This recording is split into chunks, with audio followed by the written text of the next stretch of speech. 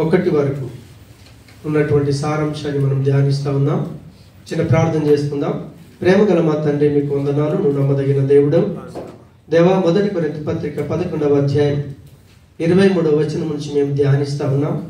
తండ్రి, మీరు కృప చూపించండి. ఆ యొక్క ప్రభు బలలో మేము పాలు పొందుతుంటుండగా మేము ఏ రీతిగా పాలు పొందాలో, ప్రభు బలను మీరు ఎందుకు అనుమతించారో మేము ఒక్కొక్క విషయాన్ని ధ్యానిస్తుంటుండగా మాకు సహాయం చేసి మీరు మహిమ పొందుమని యేసు నామమున ప్రార్థించి వేడుకుంటున్నాము తండ్రి. ఆమేన్. హల్లెలూయా. ప్రత్యేకంగా ఈరోజు మనం ప్రభు బలలో పాలు పొందటానికి ఆయన సముఖానికి వచ్చాం. అయితే ప్రభు బలను ప్రభు ఎందుకొరకు ప్రవేశపెట్టాడు? ప్రభువులలో పాలు పొందే ముందు మనం ఏ ఉద్దేశం చేత ప్రభు బలలో పాలు పొందాలి అనే విషయాన్ని మనం గత 2 నెలల నుంచి మనం ధ్యానిస్తూ ఉన్నాం. మొట్టమొదటిది మనం చూసాం, కృతజ్ఞత వైఖరితో ప్రభు బలలో పాలు పొందాలి. ఒక వ్యక్తి నిజంగా క్రీస్తు రక్తంలో కడగబడితే, దేవుని యొక్క అధికారం కిందికి కనుక వస్తే, ఆ వ్యక్తి ఖచ్చితంగా దేవుడు నన్ను పాపపు యొక్క అధికారం నుంచి నన్ను విడిపించాడు, చెడు యొక్క అధికారం నుంచి విడిపించాడు, నిజంగా నన్ను తప్పించాడు, కాబట్టి ఆ చెడును జయించిన జీవితం చేత నన్ను విడిపించాడన్న కృతజ్ఞత కలిగి మనము కూడా మన యొక్క శరీరాన్ని సర్వాంగ హోమముగా ఆయనకు అప్పగించుకొని కృతజ్ఞత కలిగి జీవించాలనే విషయాన్ని మనం ధ్యానించాం. రెండవది, ప్రభు వల్ల మనం ముందు ఉంటే దాన్ని మనకి ఏం జ్ఞాపకం చేస్తా ఉంది అని అంటే, సిలువ వేయబడినటువంటి క్రీస్తును మనకు జ్ఞాపకం చేస్తా ఉంది. కాబట్టి సిలువ వేయబడిన క్రీస్తు మన జీవితంలో జ్ఞాపకం ఉంటే మనం ఎక్కడికి వెళ్ళినా పాపం చేయలేం. దేవునికి స్తోత్రం. అయితే ఈరోజు 3వ విషయం ఏంటిదంటే, మన ముందున్నటువంటి ప్రభు బలను దేవుడు ఎందుకొరకు ఇచ్చాడు అని అంటే, గుర్తింపు కొరకు. 3వ విషయం ఏంటిదనంటే గుర్తింపు. దేవునికి స్తోత్రం. హల్లెలూయా. ఏంటి ఆ గుర్తింపు అని మనం ఆలోచన చేస్తే, ఎప్పుడైతే మన ముందు ఆయన శరీరం, ఆయన రక్తం ప్రభు మన ముందు పెట్టాడో, ఎప్పుడైతే ఆ ప్రభు బలలో మనం చెయ్యి వేస్తున్నామో దాని అర్థం ఏంటంటే, ఓహో నీకు గుర్తింపు ఉంది. ఏంటి ఆ గుర్తింపు అంటే, నువ్వు ఆరాధన చేస్తున్నటువంటి నీ దేవుడైనటువంటి క్రీస్తులో ఇప్పుడు నువ్వు పాలి భాగస్థుడవయ్యావు. నీవు ఆయనలో పాలు కలిగి ఉన్నావు. నీవు ఆయనలో అంతర్భాగమయ్యావు. అంతర్భాగం అంటే దేవునిలో మనం ఒక భాగం అయిపోయాం. మనం ఆయనలో ఉన్నాం, ఆయన మనలో ఉన్నాడు. మనం ఆ శరీరాన్ని, ఆ రక్తాన్ని ఎప్పుడైతే మనం ముడుతా ఉన్నామో అది మనకు గుర్తు చేస్తుంది, నువ్వు క్రీస్తులో పాలి భాగస్థుడవయ్యావు, క్రీస్తులో నువ్వు భాగస్వామ్యం అయ్యావు, క్రీస్తులో నువ్వు ఒక అంతర్భాగం అయిపోయావని ప్రభు బల్ల మనకి జ్ఞాపకం చేస్తుంది. కాబట్టి ప్రభు దానిని ప్రవేశపెట్టాడు. దేవునికి స్తోత్రం. హల్లెలూయా. పాలు అంటే మనం తాగే పాలు కాదు. హల్లెలూయా. మనం వాక్యంలోకి వెళ్ళి కనుక చూస్తే 1 కొరింథీ పత్రిక 10వ అధ్యాయం 16వ వచనాన్ని కనుక మనం చూస్తే, 1 కొరింథీ 10వ అధ్యాయం 16వ వచనంలో మనము దీవించు ఆశీర్వచనపు పాత్రలోనిది త్రాగుట క్రీస్తు రక్తములో పాలు పుచ్చుకొనుటయే గదా. మనము విరుచు రొట్టె తినుట క్రీస్తు శరీరములో పాలు పుచ్చుకొనుటయే గదా. పాలు అంటే మీరు ఇక్కడ వచ్చి సంపాదించారు కదా, దాంట్లో మీ పిల్లలకి ఏముంటుంది? పాలు ఉంటుంది.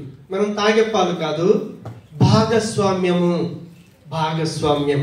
దేవునికి స్తోత్రం. హల్లెలూయా. అందుకే ప్రభువైన యేసుక్రీస్తుల వారు ఆయన మత్తయి సువార్త 26వ అధ్యాయం 26, 27, 28 వచనాల్లో ఏమంటాడంటే, ఆయన అప్పగించబడే ముందు శిష్యులను కూర్చోబెట్టుకున్నాడు. వాళ్ళు భోజనం చేయుచుండగా యేసు అంటాడు, ఒక రొట్టెని విరిచాడు, దానిని ఆశీర్వదించాడు, ఇది శిష్యులకి చేయమన్నాడు తెలుసా, ఇది నా శరీరము. ద్రాక్షరసాన్ని ఇచ్చాడు, ఇది అనేకుల కొరకు చిందించబడుతున్న నిబంధన రక్తము. అంటే మనం ఆ రొట్టెలో పాలు ఎప్పుడైతే పొందుతున్నామో, ఎప్పుడైతే చెయ్యి వేస్తున్నామో, ఆ రొట్టె ద్రాక్ష రసంలో చేయి వేస్తున్నప్పుడు మనం ఏమవుతున్నామంటే క్రీస్తులో పాలి భాగస్థులం అవుతా ఉన్నాం. క్రీస్తు మనం ఒక్కటవుతున్నాం, క్రీస్తులో అంతర్భాగం అవుతా ఉన్నాం. హల్లెలూయా. ఇప్పుడు మనం క్రీస్తులో పాలి భాగస్థులం కాబట్టి మన లైఫ్ ఎలా ఉండాలి? ఈ రోజుల్లో యూట్యూబ్లో ఎక్కువ ఫేమస్ అవుతున్న విషయం ఏంటో చెప్తారా?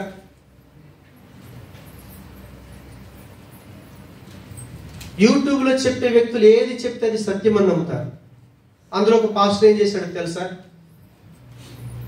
మనం విగ్రహాలకు అర్పించిన దాన్ని తినొచ్చు చెప్పి, విగ్రహానికి అర్పించిన దాన్ని తీసుకొచ్చి తిని ఆయన అన్నాడు, నాకేమీ అవ్వలేదు, మనం తినొచ్చు. ఇప్పుడు మీ యొక్క ఉద్దేశం ఏం చెప్తారు? తినొచ్చా తినరాదా? అక్కడ అంటాడు, విగ్రహములకు అర్పించిన దానిలో ఏమీ లేదు, నేనేమున్నదని లేదని అయినను. అక్కడే చూడు, ఒక మాట చూడండి, 1 కొరింథీ పత్రిక 10వ అధ్యాయంలో, ఇక నేను చెప్పినదేమి విగ్రహార్పితములో ఏమైనా ఉన్నదని అయినను, ఈ విగ్రహంలో ఏమని ఉన్నదైనను చెప్పెదనా? లేదు కానీ. దేవునికి స్తోత్రం. ఇప్పుడు చూడండి, ప్రభు బల్లలో మనం అందరం పాలు పొందుతున్నాం, అవునా? ఇంకొక వ్యక్తి వచ్చాడు, నో ప్రాబ్లం, మనం ఏదైనా తినొచ్చు, విగ్రహాలకు అర్పించిన దాన్ని కూడా మనం తినొచ్చు, మనకేమి కాదని సేవకులే చెప్తా ఉంటే విశ్వాసుల పరిస్థితి ఏంటి?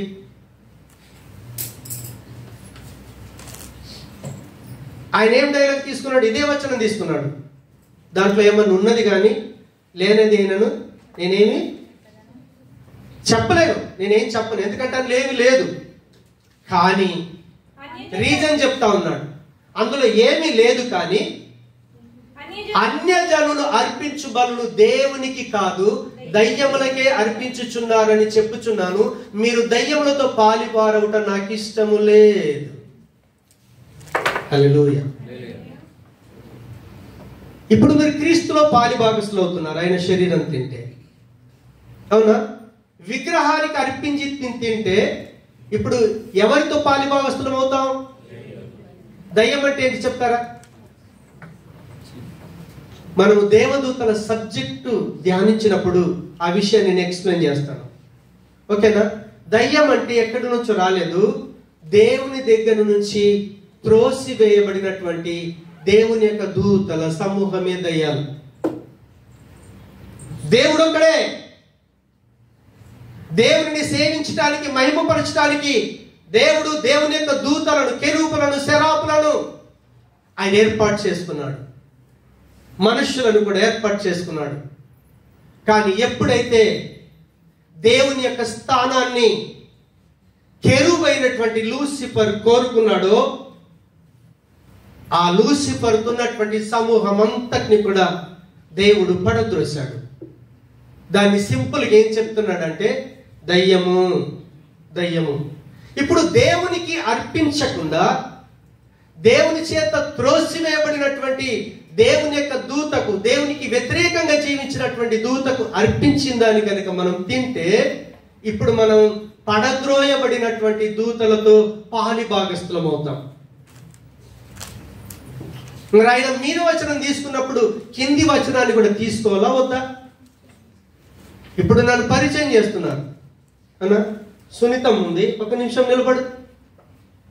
నేను తన ముక్కు చూపించి ఈమె సునీతమ్మ అని చెప్పాను అనుకోండి, మీరు నమ్మితే మీ అంత పిచ్చులు లేరు. ఆమె తల నుంచి అరికాల వరకు చూపించి ఈమె నా భార్య, ఈమె పేరు సునీతమ్మ అని చెప్తే ఓహో ఓకే కరెక్టే. మనిషి అంటే తలుంది, కళ్ళు, ముక్కు, కాళ్ళు, చేతులు, ఆహా ఎంత మంచి రూపం ఇచ్చాడని మీరు అనొచ్చు. నేను ఓన్లీ చెవు చూయించో, ముక్కు చూయించో, నోరు చూయించో ఈమెనే సునీత అని చెప్తే నమ్మితే మిమ్మల్ని ఏమనాలి? ఆ సేవకుడు ఒక వచనం తీసుకొని మీరు తినొచ్చు, అందులో ఏమీ లేదని దేవుడే చెప్పేశాడు.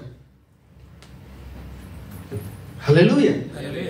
అందుకే అక్కడ అంటాడు, శరీర రీతి అయినటువంటి ఇశ్రాయేలు ఎప్పుడైతే బలిపీఠం మీద బలులు అర్పించాడో, బలిపీఠం మీద అర్పించిన బలిని తిన్నప్పుడు ఆ బలిపీఠముతో పాలిభాగస్తులు కాలేరా? అవుతారా కాదా? ఇప్పుడు క్రీస్తు శరీరాన్ని తింటున్న మీరు క్రీస్తులో పాలిభాగస్తులు అవునా కాదా? మరి విగ్రహానికి పెట్టిందని తినొచ్చా, తినరాదా? చెప్పండి. 100% తినరాదు. దానికి ఒక యోగ్యత ఇచ్చాడు ప్రభు. దానికి ఉన్న అర్హత ఏంటో తెలుసా? ఏ మనిషి అయినా సరే దేవుని యొక్క జీవితంలో మన జీవితాన్ని చూసుకున్నప్పుడు మనమేంటో దేవుడేంటో అర్థమైపోతాడు. మనం పాపులమన్న సత్యం అర్థమైపోతుంది. దయ్యం ఏం చేస్తుందో తెలుసా?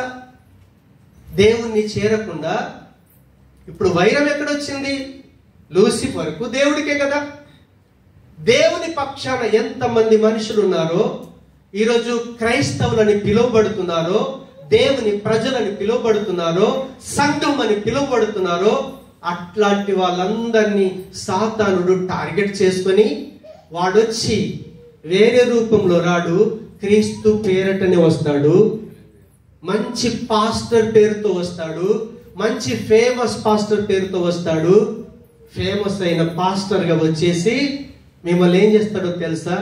దేవుని పిల్లలుగా జీవించకుండా సైతాను పక్షం చేసుకొని, ఓహో ఇందులోంచి ఒక్కడు కూడా దేవుడున్న స్థానానికి వెళ్ళకూడదు, నా కొరకు దేవుడు ఏ స్థలాన్ని అయితే నిర్ణయించాడో, ఏ నరకం అయితే నిర్ణయించాడో వీళ్ళందరినీ నాతో పాటు తీసుకొని వెళ్తానని ఈరోజు సంఘంలో ఉన్న క్రైస్తవులను టార్గెట్ చేస్తున్నాడు సాతానుడు. వాళ్ళు ఏమంటాడో తెలుసా? అబద్ధానికి జనకుడు సాతానుడు కాబట్టి అలాంటి అబద్ధాన్ని ఏ సేవకుడు బోధించినా మీరు వెంటనే గ్రహించాలి, వీడు అబద్ధ బోధకుడు, సాతాను పక్షాన పనిచేస్తున్నాడు. ఇప్పుడు జేమ్స్ పాస్టర్ అంటే మీకు అభిమానం ఉందనుకోండి, జేమ్స్ పాస్టర్ ఎంత చెప్పితే అంతే. జేమ్స్ పాస్టర్ చెప్పింది వాక్యంలో ఉందా అది చూడరు మీరు. యూట్యూబ్ చేసే చాలా మంది విశ్వాసులు, చాలా ఫేమస్ అయిన వ్యక్తులు, వాళ్ళు నోటితో ఏది చెప్తే అదే వేదం.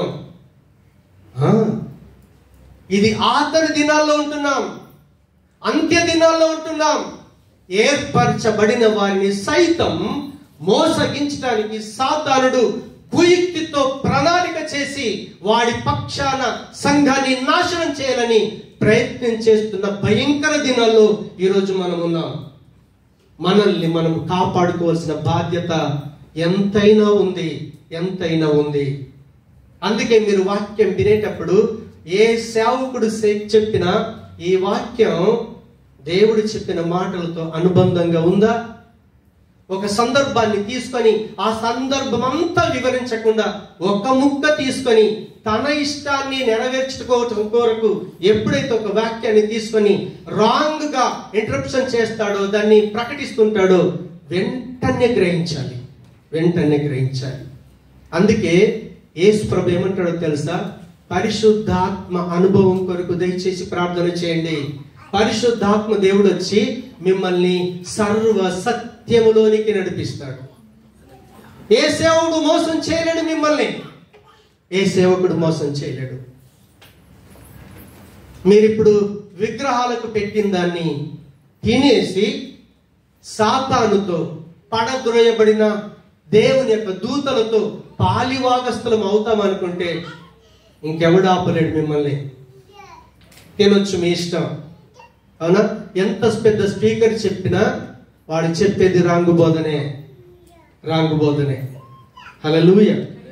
కాబట్టి కూర్చో.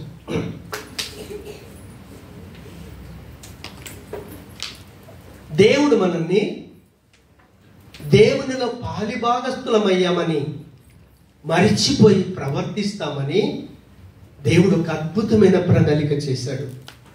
దాన్ని మన కళ్ళ ముందు ఎప్పుడైతే పెట్టాడో మనం అర్థం చేసుకోవాల్సింది ఏంటో తెలుసా? నేను ప్రభు అయిన క్రీస్తులో పాలిభాగస్తునయ్యాను, నాకు ఆయనలో పాలు ఉంది, నేను ఆయన లోపల అంతర్భాగమైపోయాను. అందుకే వసన్న గారు అన్నారు కదా, నాలో నీ ఉండుటే నీలో నేనుండుటే నా ఆత్మీయ అనుభవమే. ఉంటే చెప్పలేదు, ఊరికి చెప్పలేదు. అది ఆఫ్టర్ ఆల్ కాదు, అది క్రీస్తు శరీరం. ఆ క్రీస్తు శరీరాన్ని మనం తింటున్నప్పుడు మనం గమనించాల్సింది ఏంటంటే, నేను క్రీస్తులో పాలి భాగస్తున్నయ్యాను. అంటే ఆ రొట్టెలో ఎప్పుడైతే చెయ్యి వేస్తున్నావో, ఆ రొట్టెలో ఎప్పుడైతే చెయ్యి వేస్తూ ఆ రక్తాన్ని, ఆ ద్రాక్షరసాన్ని మనం తాగుతున్నామో, దాని అర్థం ఏంటో తెలుసా? దాని అర్థం ఏంటో తెలుసా? ప్రభు అయినటువంటి యేసు క్రీస్తుల వారు సిలువ వేయబడుతున్నప్పుడు, ఆయన కొట్టబడుతున్నప్పుడు, ఆయన హింసింపబడుతున్నప్పుడు, ఆయన రక్తాన్ని కార్చుతున్నప్పుడు, ఆయన శ్రమను అనుభవిస్తున్నప్పుడు, ఆ శ్రమను అనుభవించి తాను చనిపోయినప్పుడు, ఆ చావులో నేను పాలి భాగస్తున్నాను. ఆ చావులో నేను కూడా ఉన్నాను. దాని అర్థం అది. దాని అర్థం అది. ఆ రొట్టెలో చేయి వేస్తున్నామంటే యేసుక్రీస్తు యొక్క చావు లోపల నేను కూడా పాలి భాగస్తున్నాను. ఆ మరణంలో నాకు భాగం ఉంది.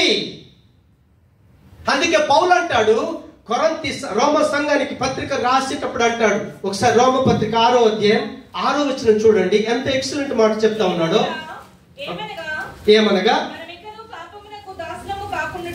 మనం ఇంకను పాపమునకు దాసులము కాకుండుటకును పాప శరీరము నిరర్థకమగునట్లు మన ప్రాచీన స్వభావము ఆయనతో కూడా సిలువ వేయబడినని ఎరుగుదుము. నీకు తెలుసా, నీ పాపం యేసుతో పాటు సిలువ వేయబడ్డదన్న సంగతి నీకు తెలుసా? నీలో ఉన్న చెడు ఏదైతే ఉందో, నీలో ఉన్నటువంటి దేవునికి వ్యతిరేకమైనటువంటి ఏ గుణ లక్షణాలు అయితే ఉన్నాయో, అవన్నీ కూడా యేసుతో పాటు సిలువ వేయబడ్డాయని అసలు నీవు ఎరుగుదువా? అదే 6వ అధ్యాయం 3వ వచనంలో అంటున్నాడు. ఎంత ఎక్సలెంట్ మాట చూడండి. క్రీస్తు యేసులోనికి బాప్తిసము పొందిన మనమందరము ఆయన మరణములోనికి బాప్తిసము పొందితిమని మీరు ఎరుగరా? మీరు ఎరుగరా? బాప్తిసం అంటే మీరు చాలా మంది ఏదో నీళ్ళలో ముంచి తీశాడు అనుకుంటున్నారు. కానీ మనం బాప్తిసం పొందుతున్నప్పుడు ఏ పాపం విషయంలో క్రీస్తు చచ్చిపోయాడో, ఆ చావులో మనం పాతి పెట్టబడతా ఉన్నాం. మనం చచ్చిపోతా ఉన్నాం. నీళ్ళ నుంచి లేపబడుతున్నప్పుడు నీతి కొరకు జీవించే నూతన జీవితం, నీతియుక్తమైన జీవితం, ఆయన మరణంలో పాలిభాగస్తున్నాం, ఆయన పునరుత్థానములైన జీవంలో మనం పాలిభాగస్తున్నాం. దేవునికి స్తోత్రం. మీరు ఆలోచన చేస్తున్నారా? అది రిమైండ్ చేయటం కొరికేదా ప్రభు దాని బలను ప్రవేశపెట్టింది? ఏదో ప్రభు బలలో పాలు పొందుతున్నామంటే, పోయిన వారం ఏం చేశానో, పోయిన వారం ఏ రీతిగా జీవించానో, ఇది కాదు మనం చేయాల్సిన ఆలోచన. దేవునికి స్తోత్రం. హల్లెలూయా. అందుకే పౌలు అంటాడు గలతీ 2:20 ఏమంటాడో తెలుసా? నేను సిలువ వేయబడ్డాను. నాలో ఉన్న చెడు గుణాలు, చెడు ప్రాచీన స్వభావం అంతా కూడా క్రీస్తుతో పాటు సిలువ వేయబడ్డాను. ఇక జీవించువాడను నేను కాదు, క్రీస్తు నాలో జీవిస్తున్నాడు. మనమే గనక జీవిస్తే మన చెడు లక్షణాలతోనే జీవిస్తాం. కానీ మనలోని ఆ చెడును యేసుతో పాటు సిలువ వేయబడిందని మనం గ్రహిస్తే మన లోపల క్రీస్తు జీవితం కనిపిస్తుంది. హల్లెలూయా. ప్రభు బలకు అంత ప్రాముఖ్యత ఉంది. అలాంటి గుర్తింపునివ్వటం కొరకే, దాన్ని మరిచిపోతామని, ఆ జీవితాన్ని గుర్తు చేయటం కొరకని ఆదిమ సంఘంలోనే ప్రభువు ఆయన శరీరము, ఆయన రక్తాన్ని తిని త్రాగటం అనే దాన్ని అనుమతించాడు. దాన్ని హల్లెలూయా, హల్లెలూయా. ఎప్పుడైతే ప్రభు బలలో పాలు పొందుతున్నామో మనం గమనించాల్సింది ఏంటో తెలుసా? క్రీస్తుతో పాటు చచ్చిపోయామని అన్నాం కదా. ఏ విషయంలో ఎంత మట్టుకు చచ్చిపోయామని చూసుకోవాలి. ప్రభువులను పాలు పొందుతున్నాం కదా, నేను ఏ విషయంలో ఎంత మట్టుకు చచ్చిపోయాను ఇంతవరకు? దాంట్లో పాలు పొందే ముందు మనం ఆలోచించుకోవాల్సిన విషయం. సేవకుడు అంటాడు, మీ జీవితాన్ని పరీక్ష చేసుకోండి, ప్రభు బలలో పాలు పొందుతున్నారంటే మనం ఇంకేటో వెళ్తా ఉంటాం. కానీ ఆయన మరణములో పాలిభాగస్థులం అయ్యాం కాబట్టి, ఆ మరణములో నిజంగా మనం పాలిభాగస్థులమే అయితే ఎంతవరకు చచ్చిపోయాం? ఏ విషయంలో ఇంకా ఎంతవరకు బ్రతికున్నాం? ఏ రోజైనా ఆలోచన చేస్తున్నారా? మీరు ఆలోచన చేయండి. హల్లెలూయా. ఒకసారి గలతీ పత్రిక 6వ అధ్యాయంలోకి వెళ్ళి చూస్తే 4వ అధ్యాయంలో 9వ వచనం ఒకసారి చూద్దాం. గలతీ పత్రిక 4వ అధ్యాయం 9వ వచనం.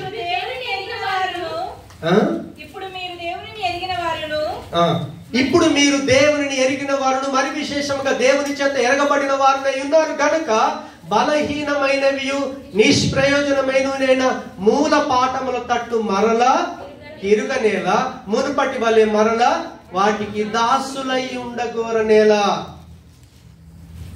సరే, ఇప్పుడు క్రీస్తులోకి వచ్చినప్పుడు మన జీవితం ఏంటి? జ్ఞాపకం చేస్తున్నాడు. అవునా? ఆ మీది వచనంలో ఏమన్నాడో తెలుసా?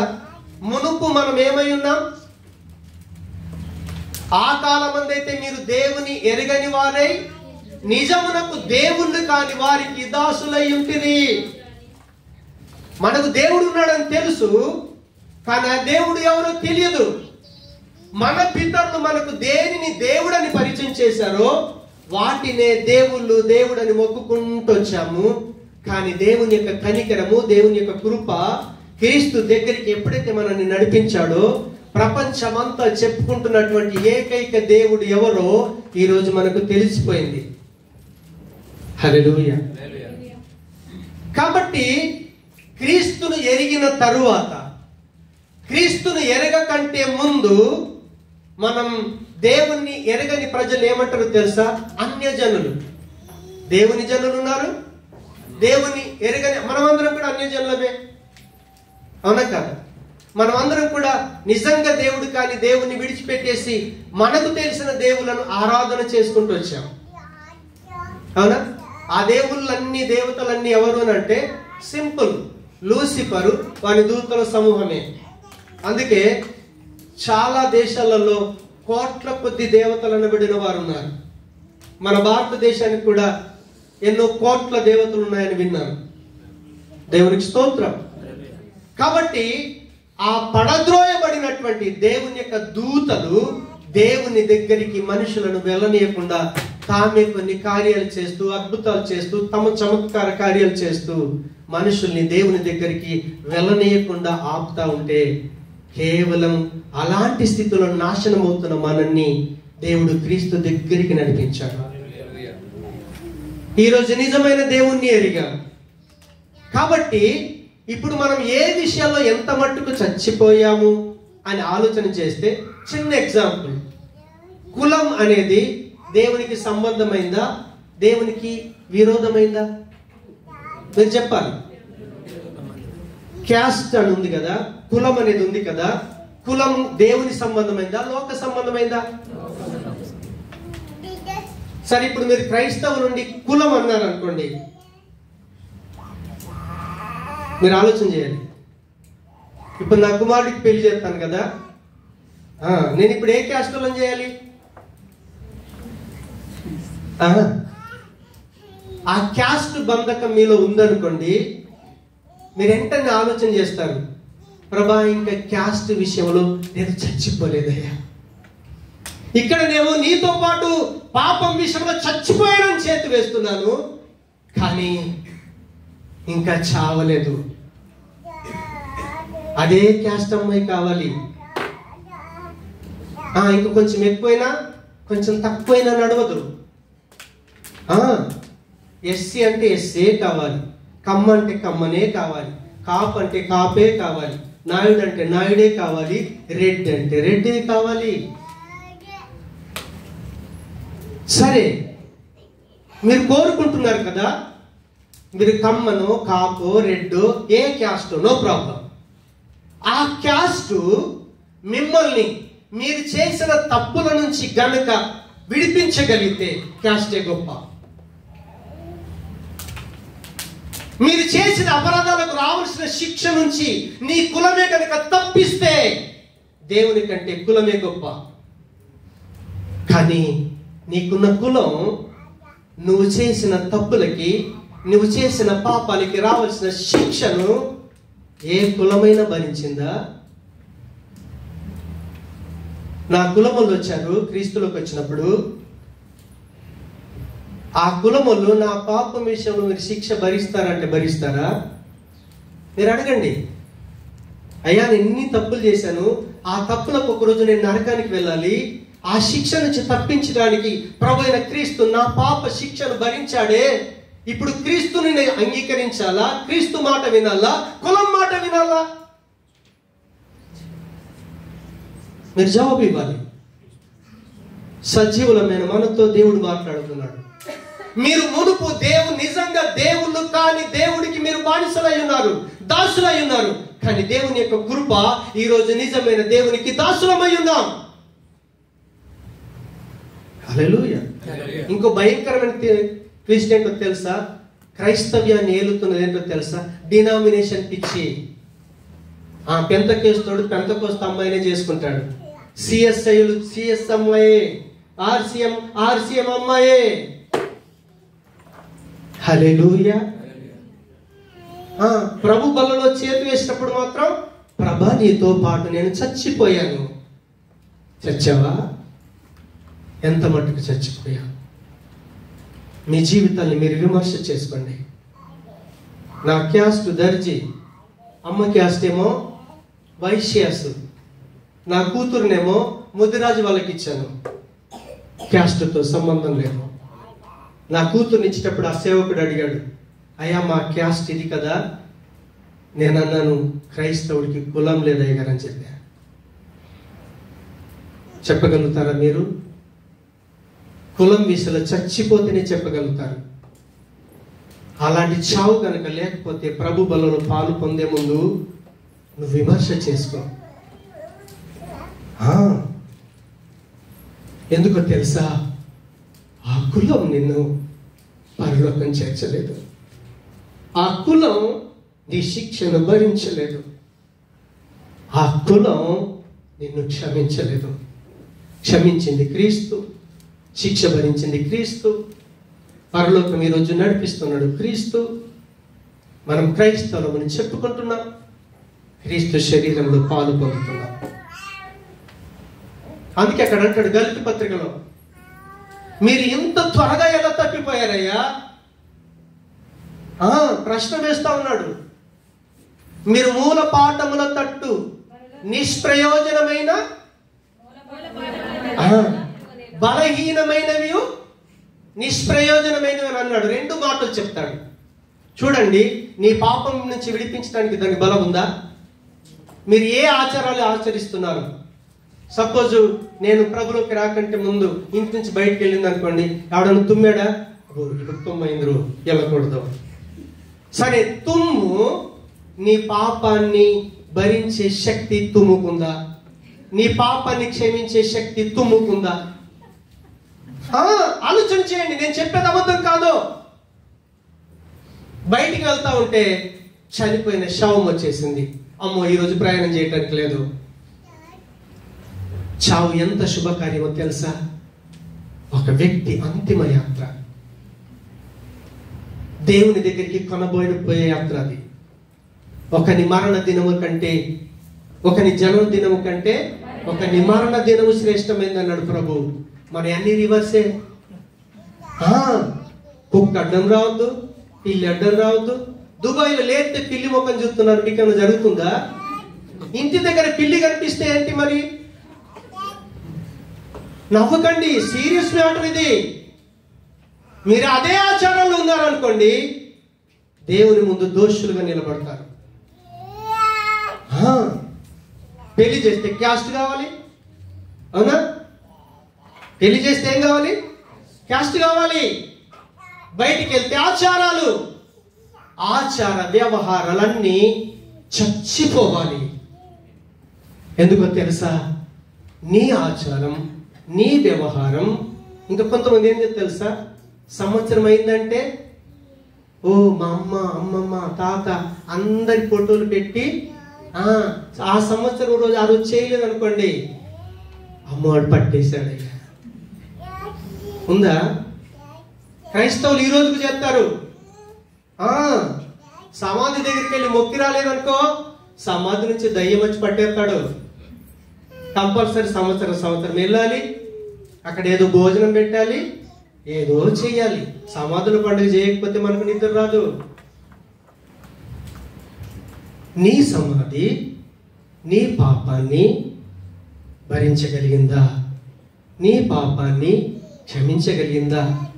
ఏ ఆచార వ్యవహారాలు ఉన్నాయో ఆచార వ్యవహారాలన్నిటి నుంచి దయచేసి బయటికి రావాలి. ఎందుకో తెలుసా? ఇక్కడ ప్రభు బలలో చేయి వేసినప్పుడు అదేం గుర్తు చేస్తుందో తెలుసా? నువ్వు పాపం విషయంలో చచ్చిపోయావు.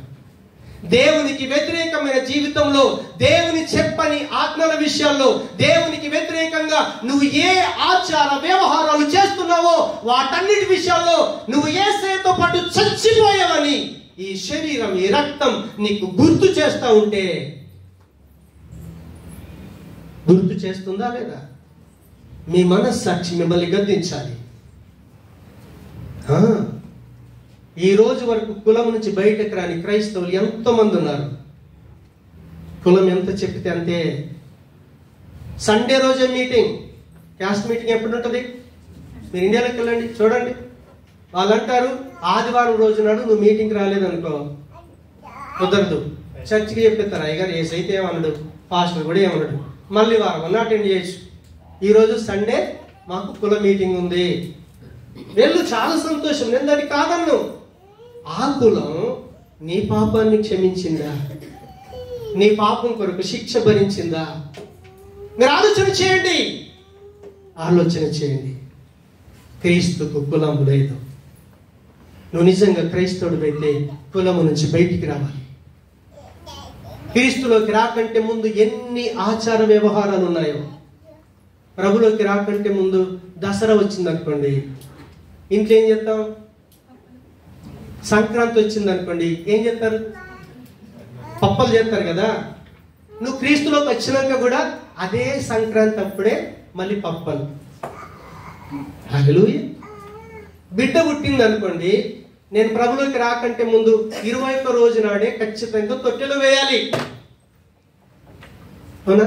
ఈరోజు క్రైస్తవులు ఎంతమంది అదే 21ని పాటిస్తున్నారు? 22 నాడు వేయరాదా? 19 నాడు వేయరాదా?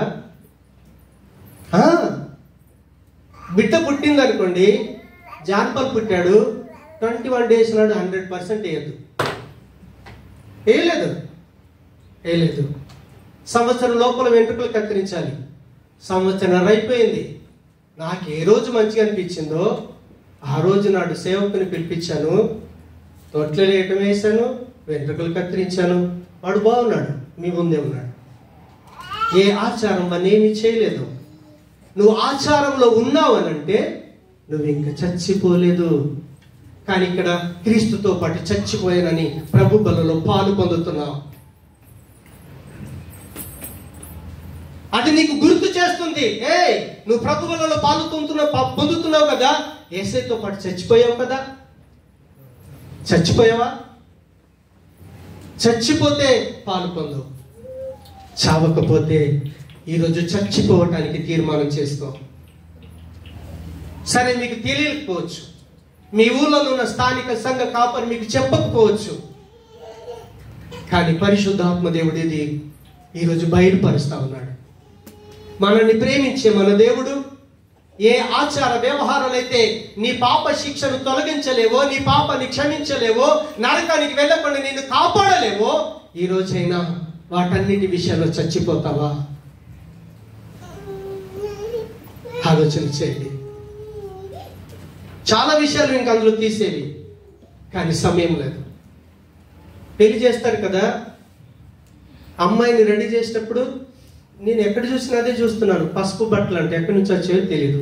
పసుపు స్నానం, మంగళ స్నానం చేయించటంలో కూడా వెళ్ళే బట్టలే. కొట్టోడు బతికిపోతున్నాడు, షాపింగ్ కూడా బతికిపోతున్నాడు, ఆ డెకరేషన్ చేసేటోడు బతికిపోతున్నాడు, షూటింగ్ చేసేటోడు బతికిపోతున్నాడు. క్రైస్తవులేమో దిగజారుతున్నారు, అప్పుల పాలైపోతున్నారు. మరి వాళ్ళు చేశారు కదా, మరి మనం చేయాలి. ఎక్కడి నుంచి వచ్చింది ఆచారం? ప్రభులోకి రాకంటే ముందను మనం ఏ ఆచార వ్యవహారాలు చేశామో ఈరోజు క్రైస్తవులు మనం చెప్పుకొని కూడా అదే ఆచార వ్యవహారాల్లో మనం ఉంటే మనం ప్రభు బలిలో పాలు పొందే అర్హత లేదు.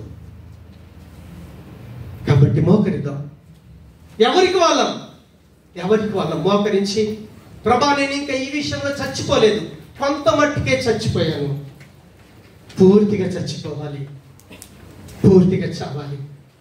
ఈ ఆచార వ్యవహారాలే కావచ్చు, కులమే కావచ్చు, యేసయ్యా నేను నీతో పాటు చచ్చిపోయానని భ్రమలో జీవిస్తున్నాను, ఇంతవరకు నాకు తెలియదు ప్రభువా, నన్ను క్షమించు. పరిశుద్ధాత్మదేవా ఈరోజు నన్ను ప్రేమించి నిజంగా ఏవైతే బలహీనమై ఉన్నాయో, నేను పాపం నుంచి విడిపించబడటానికి నిష్ప్రయోజనమైనవో వాటి వైపు మళ్ళీ నేను తిరగకూడదు ప్రభా, నాకు సహాయం చేయి, నాకు సహాయం చేయి. ప్రేమగల మా తండ్రి, విత్తబడిన నీ జీవపు మాటలు నా హృదయంలో, మా అందరి హృదయాల్లో నీరు కట్టి ఫలింపచేసి ప్రభు బలలో పాలు పొందుతుంటుండగా, నీ శరీరంలో చేయి వేస్తున్నప్పుడు, నీ రక్తంలో చేయి వేస్తున్నప్పుడు, యేసయ్యా నీతో పాటు మేము చచ్చిపోయామని నీ శరీరం, నీ రక్తం మాకు గుర్తింపు చేస్తా ఉంటే ఆ చావులో మేము పాలి భాగస్థులమయ్యాం, నీ జీవములో మేము పాలి భాగస్థులమయ్యాం. అలాంటి గుర్తింపుతో ఈ ప్రభు బలలో పాలు పొందుటకు మాకు సహాయం చేసి మీరు మహిమ పొందుమని యేసు నామమున ప్రార్థించి వేడుకుంటున్నాము తండ్రి. ఆమేన్.